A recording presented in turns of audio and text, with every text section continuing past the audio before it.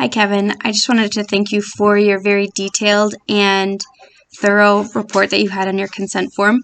I think you made a lot of great points, and it seemed like it included a lot of the necessary components that the ACA lays out.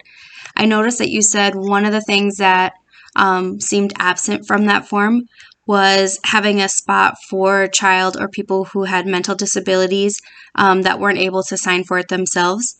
And then, so according to Beauchamp and Childress, 2013, informed consent must include the following components: patient decision-making capacity, DMC, and voluntariness, disclosure of relevant information by the healthcare professional, and the student of consent itself. So looking at that, I'm wondering if they had a different form that would be used in that situation, or if the counseling center or wherever it is maybe doesn't reach clients in that nature. I'm not totally sure why that wouldn't have been included. But the other things that you described on that consent form seemed like really, really well thought out. The fact that they broke it down from technical jargon and they were able to put it in language that clients would understand.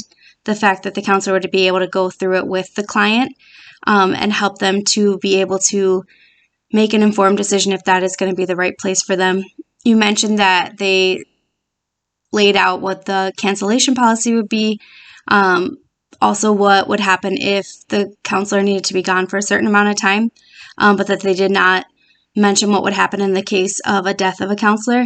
And I noticed that in my consent form sample that I looked up as well, I noticed that that wasn't included either. So I'm wondering if that's a more common thing that's not included than people realize. Overall, it seemed like a really thorough and great form.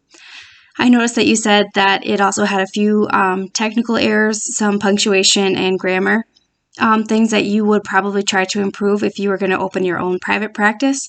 And I think that that is something that I hadn't considered, but I think is a really important thing if you want to be able to come across as a professional. Thank you so much for all that you shared. All right, bye.